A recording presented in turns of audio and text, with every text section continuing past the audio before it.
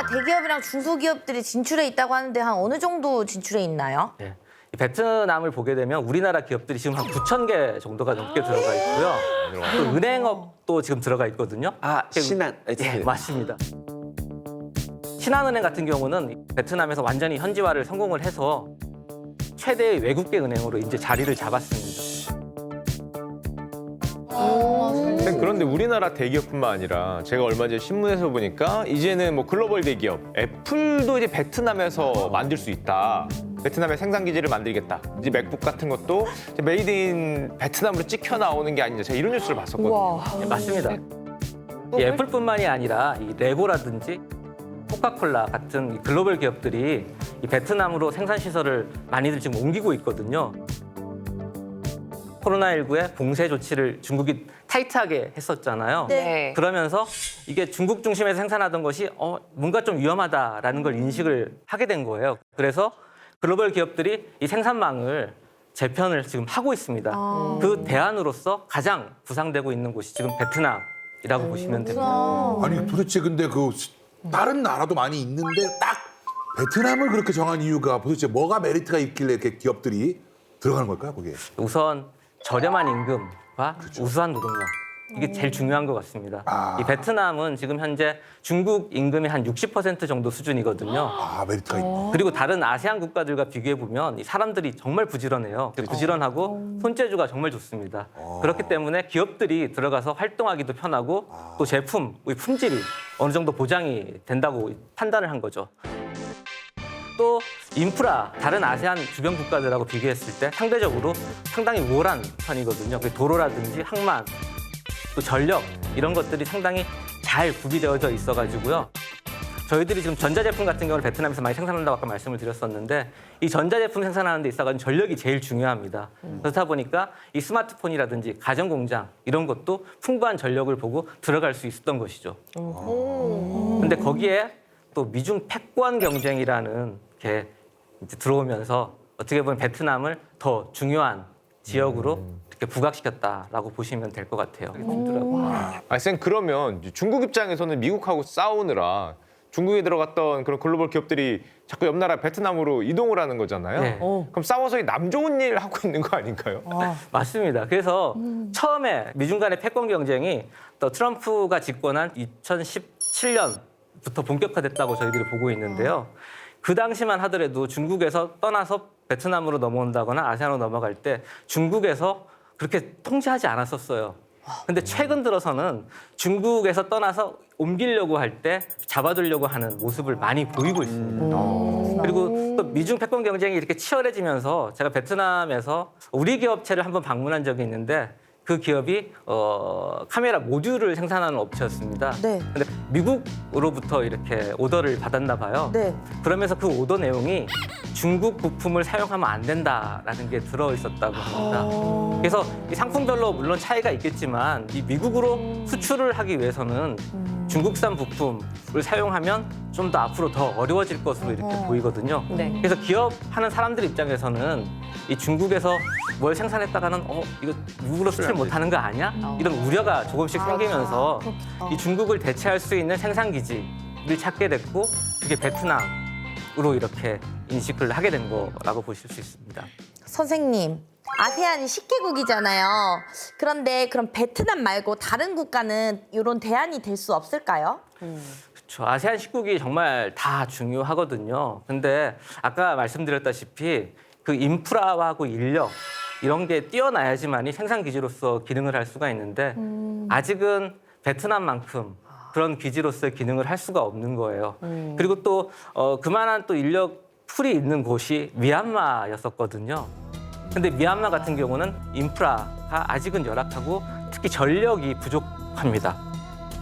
전력이 많이 부족하다 보니까 전자산업이 들어갈 공간이 안 되고요. 그리고 또 더 중요한 거는 정치. 얼마 전에 정치적으로 이슈가 있었죠.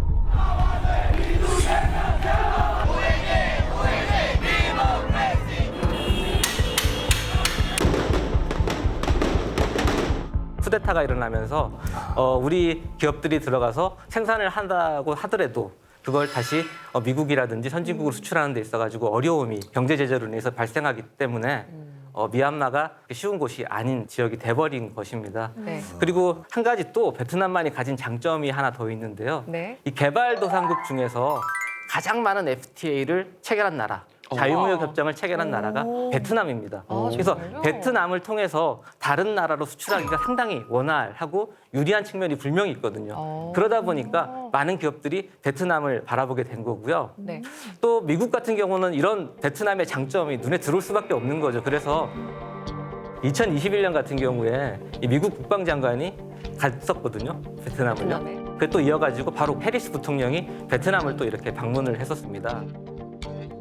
또 이게 그 당시에 방문을 해가지고 중국을 견제하는 것에 대해서 상당히 강조를 했고요. 베트남 지역 경제와 또 안보 협력, 또 코로나19 공동 대응 등 이렇게 양국의 관심 현안에 대해서 상당히 많은 논의를 하고 상당히 진전이 또 있었었어요.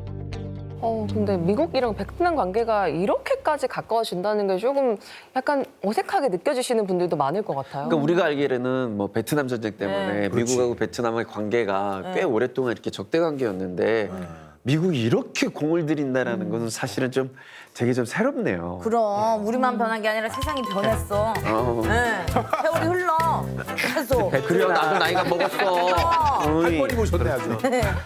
과거의 아픔보다는 미래의 성과라고 할까요? 미래에 발전된 미래를 지향하는 그런 경향이 강합니다. 근데 중국도 미국이 그렇게 공을 들이고 있으니까 중국 같은 경우 가만히 있으면 되겠습니까? 안 되겠습니까? 나서야 당연히 지배를 나서야 했다는데. 되겠죠. 그래서 중국도 1대1로, 네. 이 베트남을 포섭하기 위해서 공을 상당히 많이 들이고 있습니다. 시진핑이 3년임에 성공한 후에 제일 먼저 찾아간 외국 지도자가 이 베트남 공산당 서기장이었거든요. 그러니까 시주석 연임 성공하고 제일 먼저 방문한 그런 국가의 수장이었던 거잖아요. 예, 맞습니다. 어떻게 보면? 그래서 중국은 그때 어떻게 했냐면은요. 베트남 서기장에 대해서 최고 수준의 의전을 제공을 했었고요. 또 종합 선물 세트를 이렇게 안겨줘요. 예를 들어서 국경 교역 확대라든지 또 식품 수출입 확대 등 베트남이 그동안 중국에게 강력하게 요청했던 사항들이 있거든요. 그런 항목들에 대해 가지고 합의를 했었던 거죠. 그리고 아마 그 당시 미국은 상당히 당혹스러워했을 것 같아요. 내가 저렇게 공을 많이 들였는데 하면서 이 베트남의 행동을 보고 상당히 좀 더 많은 고민에 빠졌을 거라고 저는 생각을 하고 있습니다. 근데 쌤 말씀 들어보니까 뭔가 베트남이 미국과 중국 사이에서 실리를 되게 잘 챙기는 것 같은 느낌이 들긴 하거든요. 그래. 맞습니다. 실리 그래서- 최고. 그래서 그쵸. 베트남 전체 수입의 3분의 1을 어디서 해오는지 아시나요? 3분의 1이요? 수입을요? 수입요. 수입의 3분의 2. 3분의 1. 중국 아닐까? 중국입니다. 중국이야, 중국에서 수입의 3분의 1을 해옵니다. 그래서 중국이 없으면 베트남에서 제품을 제대로 생산을 할 수가 없어요. 중국에서 수입을 해와야지만이 베트남에서 물건을 가공할 수가 있는 거죠. 그래서 그만큼 또 중국이 생산하는 구조에 있어서 아주 중요한 역할을 하고 있는 나라고요. 또 미국 같은 경우는요. 수출 엄청 하네. 수출.